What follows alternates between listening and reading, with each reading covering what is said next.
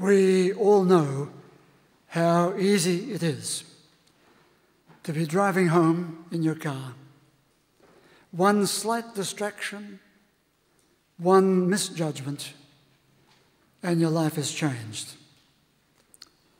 When those 5 young people down in the country happily closed the doors of their car, they fully expected to be at the race meeting in half an hour. No one could have predicted that that would be the day when those 5 young people would be catastrophically killed. And consider their families and their friends. That event and its subsequent spreading, sprawling grief was at no point built into their life plan. One small distraction, one missighting, one misjudgment, and lives are ploughed into pain. Jenny Cheng, living a constructive professional life, as you heard, could never have dreamed, even in a bad moment, that she would suffer a stroke in her early midlife, and that would change her life and the life of all around her for years to come. Dr. Robert Stollerow, in this little book of his psychoanalytic reflections, tells of one of his patients who was trying to cope with a long string of traumatic violations, shock, losses, and grief. She left her young son at the corner pastry shop while she went on for her appointment with Dr. Stollerow. But just as she stepped inside his building, she heard the sound of screeching brakes, and at once she was terrified that her son had been struck by a car and killed. And so her appointment with Dr. Stollerow was totally disturbed by her mind and the terror of her mind. And he said, yes, this is the legacy of your experience with terrible trauma. You know that at any moment, those you love can be struck down by a senseless, random event. And we're all in that boat together. I read Meg Mundell's review of Adrian Hyland's book called Kinglake 350, a strenuous inside account of the Black Saturday fires that claimed 175 lives and shattered the lives of many more. Here is just one paragraph of her review. The real lesson of Black Saturday is that we've failed to learn from the past. There was Black Thursday, 1851. There was Red Tuesday, 1898. There was Black Friday, 1939. There was Ash Wednesday, 1983.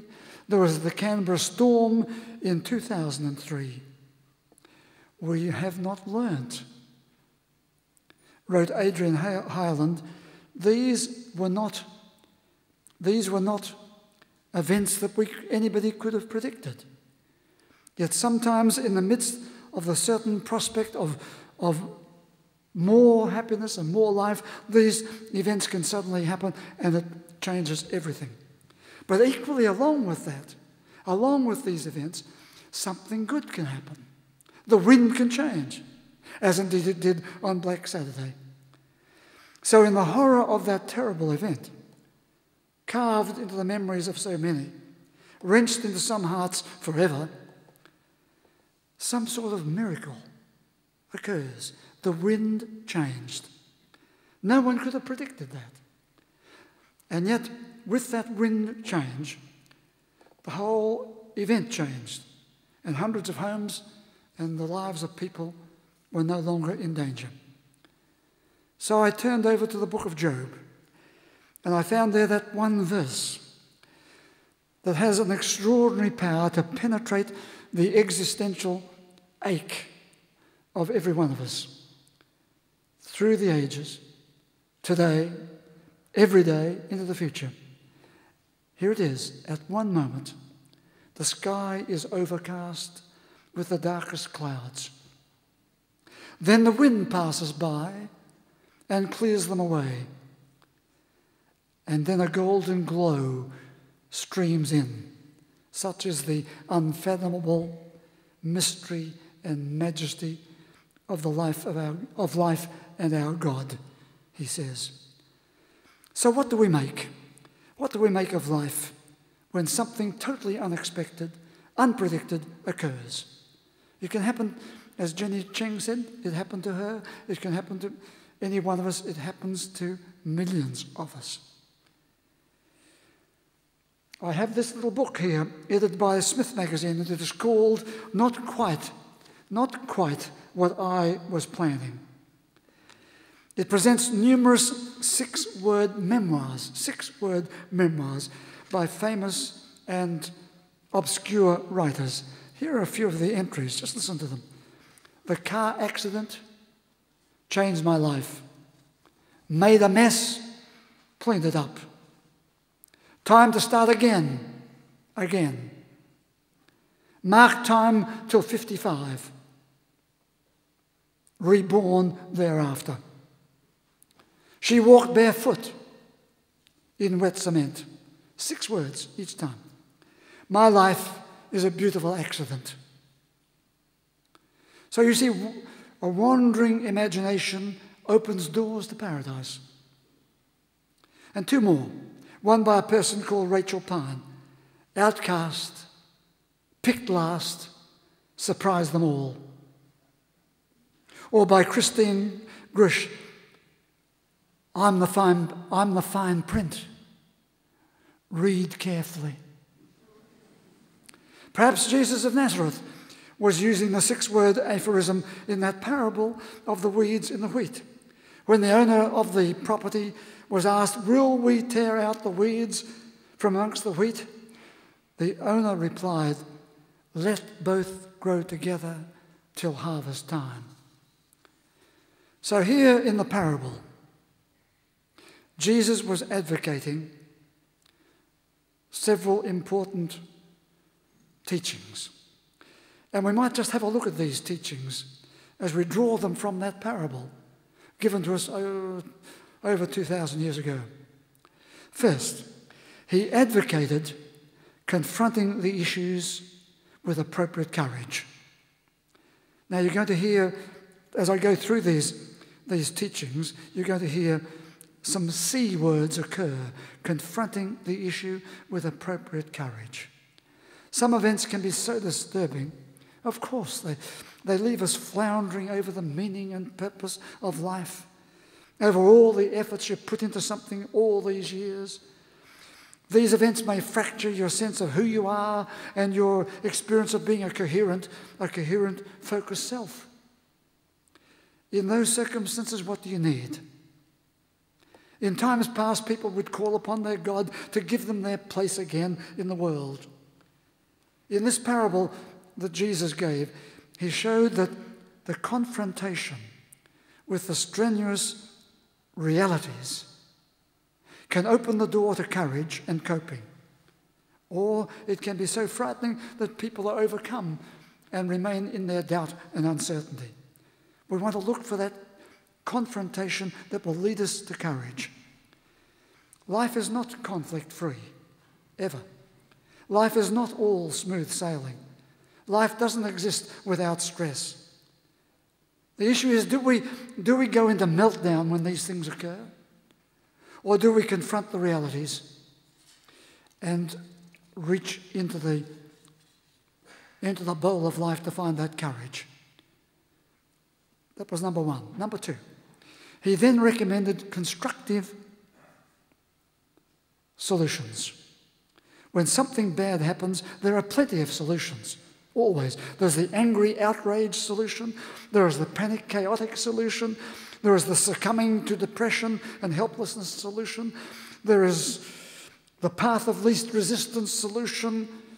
There is the let's go to war solution, all those. Jesus in this parable said, go for the quietly considered constructive solution. Number 3, he pointed them to capitalize on their strengths. Rather than throw it all in and say, what can I do? He said, look to your strengths. When we or the people we know run into serious illness or undergo major surgery, we often wonder, will we have the right strengths to cope? When there are so many signs that we've lost our strength, sometimes we need the wisest judgment. So the owner of the field, the wheat field, stood back and with some wisdom pointed them to the best action in that situation. And we know the experience, perhaps, of losing our confidence, losing our resilience to get up and get going again. So we need to capitalize on our available strengths. And that will mean tapping sources of wise and informed judgment. It will mean being in the right streams to reconnect with our self-confidence and resilience. It will mean focusing your energy towards the most positive objective. That is capitalizing on your strengths. Number 4, psychology over many decades has been aware of the way our emotions affect our physical health and our mental health. High levels of anger and resentment, mental pain of failure, humiliation and social rejection can all affect your physical and mental health, the way you sleep, your digestion, your blood pressure, your vulnerability to life-threatening conditions.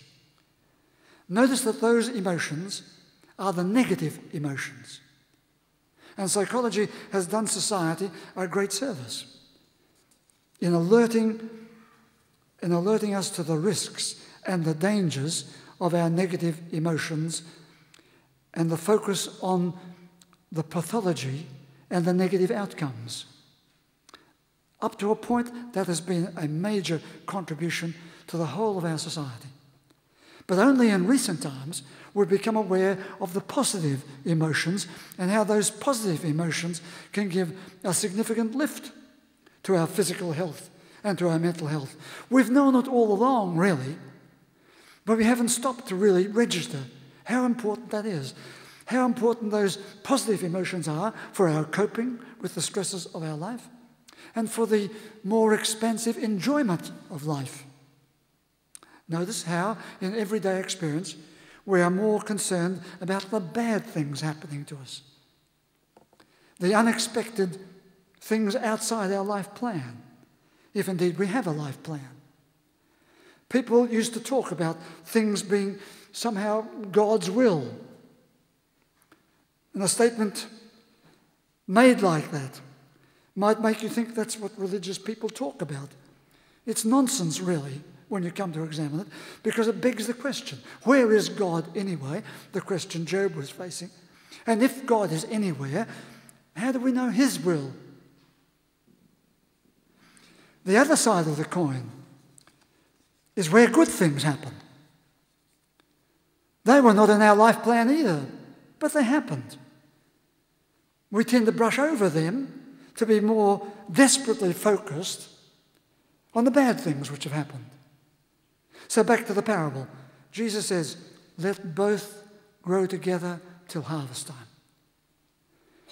Let me draw from that. The psychologists in the 20th and 21st century speak and write about the co-activation of the positive and the negative. There's my C word, the co-activation. Co-activation means that when good things happen, when bad things happen, there is a co-activation of the positive and the negative emotions and the behavior. That means that nothing is all black, all white. The two will run together. And of course, we object. We want things to be black or white. We want things to be the way we think they should be. But things happen, and they're not in the life plan. The positive and the negative will run along together. The persisting challenge is to draw out and give emphasis to a balanced view. We can think positive thoughts, of course. We can talk positive words. Would you believe it? Studies have shown now that the use of positive emotion words benefits people facing stressful times. In fact, one study showed that bereaved people and bereaved caregivers use negative emotion words twice as much as positives. So confronted with stressful situations or an unchanging situation, we're likely to say, this is not how it should be at all. We have to do something immediately. Sometimes it is necessary to accept the positive and the negative, to see the reality, and to come to grips with it and find some meaning within it. One woman with breast cancer was angry, and we could hardly blame her that something like that had got into her busy, happy, healthy life. She wanted it out, the cancer. But then she became aware that it wasn't going to happen quite like that. She needed to recognize that this cancer was going to be with her. Co-activation meant accepting the reality, coming to grips with it, gathering a more settled strength to live life along with it. That was number 4. Number 5. We can see this happen vividly when people who are experiencing stressful events or stressful conditions begin to call on their creative energy, their creative capacity, their creative possibilities. And we all have those creative possibilities, except frequently we have repressed them, constricted them, constrained them. In the parable that Jesus gave, he points to the way of cooperative, creative response to the event in front of them. We ordinary people, we're likely to feel constrained by all the external things, constricted by internal doubts. How can we be creative? But see the way he places the whole concern out in front, lifts them out of their constraints and constrictions to do more than adapt to the situation, but to openly, authentically become creative. We've said already today, we're proud beyond all ordinary approbation of the extraordinary action of Jenny Ching. Out of her predicament, she has stood up and stood out and created that support group and other support groups for people who have suffered a stroke. And in doing so, she has become an inspiration. She has become a source of pleasure and encouragement to so many. From within her own sense of humanity and goodness, she has, without ostentation of any kind, showed what can be done with her own creative energy, encouraging the cooperation and the collaboration of others. So you might follow my 5 posts I've put before you today. Faced with an event outside our life plan, we need the courage to confront the realities. We need to capitalize on our strengths. We need to look for the constructive solution. We need to embrace that co-activation of seeing it, coming to grips with it, finding the balance. And we need to find that cooperative, creative way to reignite the creative energy of that good spirit within all of us. Perhaps we might thoughtfully revisit those aphorisms of the 6 words. Vicky Opper said, "Wasted time regretted, so life reinvented." Or Ricky Rourke said, "Made costly mistake, learned valuable lesson." Or on that longer theme of the poem that Deborah read, of the small bird being ruffled by the winds and the traumas of life, becoming a symbol, if you like, or a metaphor for our inward life. Within me, a small bird still sings. Would you stand?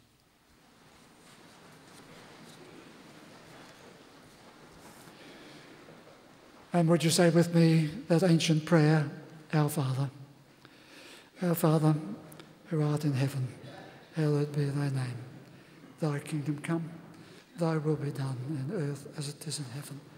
Give us this day our daily bread, and forgive us our trespasses, as we forgive those who trespass against us.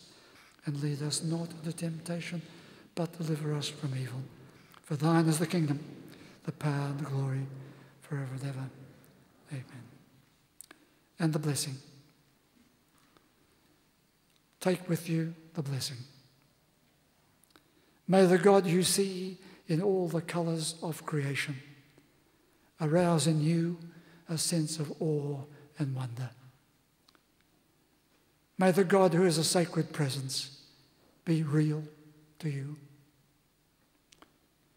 May the God who is a source of inspiration and courage keep calling you forward. May your God go with you and bless you today and always.